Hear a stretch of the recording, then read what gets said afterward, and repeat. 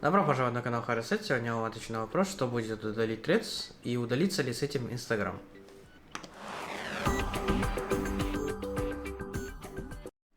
Что ж, для начала давайте зайдем в сам Threads и... Точнее, зачем нам заходить? Мы его удалим.